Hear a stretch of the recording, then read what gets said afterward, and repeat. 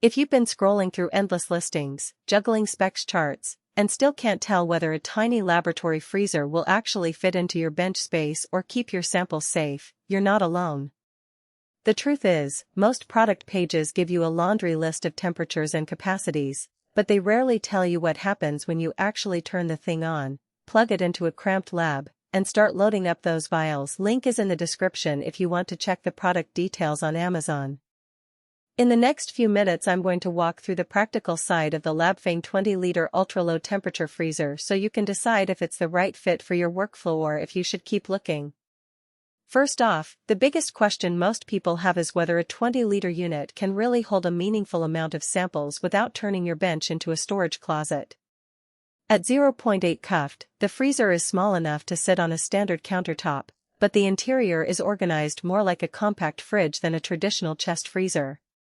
You'll find a set of removable shelves that let you stagger racks, which works well if you're dealing with standard 2 ml cryovials or short-term aliquots. If you're trying to store large bottles, plates, or a mixture of tube sizes, you'll quickly find yourself rearranging the shelves just to make everything fit.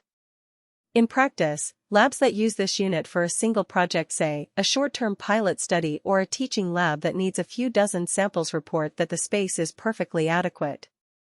Larger research groups that need to keep dozens of plates or a library of reagents on hand tend to treat the unit as a quick-grab freezer rather than a primary storage solution. Temperature stability is the real deal-breaker for ultra-low freezers, and LABFENG markets this model on the promise of excellent thermal insulation and a stable refrigeration system.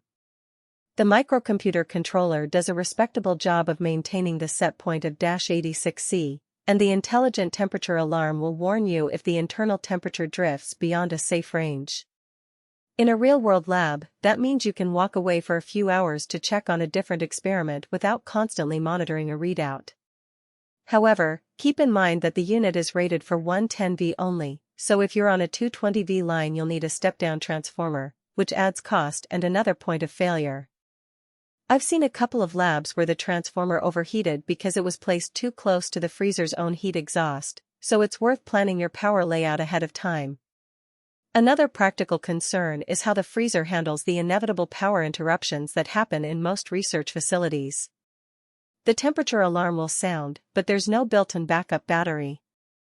If you need a few hours of autonomy, say, overnight power cuts in a small college lab, you'll have to purchase an external UPS separately. For most day-to-day work this isn't a deal-breaker, but it's a hidden cost you need to factor in before you click buy. Now, let's talk about the day-to-day usability.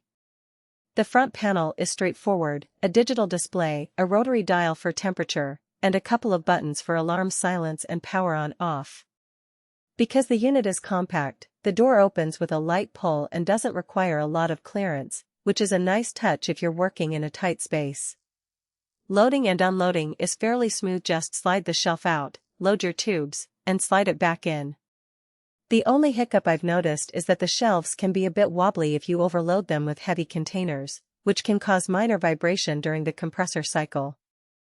Over time, that vibration can lead to a slight loosening of the internal gasket, potentially affecting the insulation performance.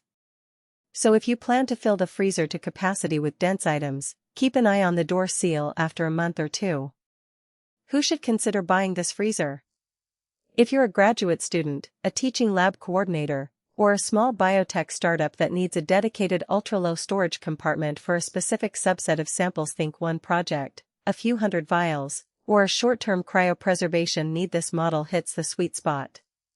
Its compact footprint, intuitive controls, and reliable temperature holding make it a low-maintenance workhorse.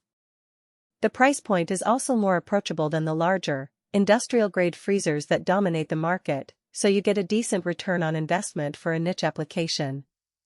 On the flip side, you should skip this unit if you require high-volume storage, need to keep large plates or bottles, or operate in an environment where power stability is a chronic issue.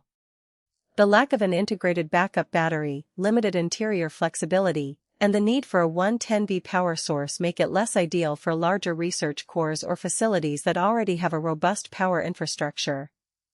In those cases, a larger commercial freezer with built-in redundancy would likely save you time and money in the long run. In terms of strengths, the LABFENG freezer delivers on its promise of precise temperature control.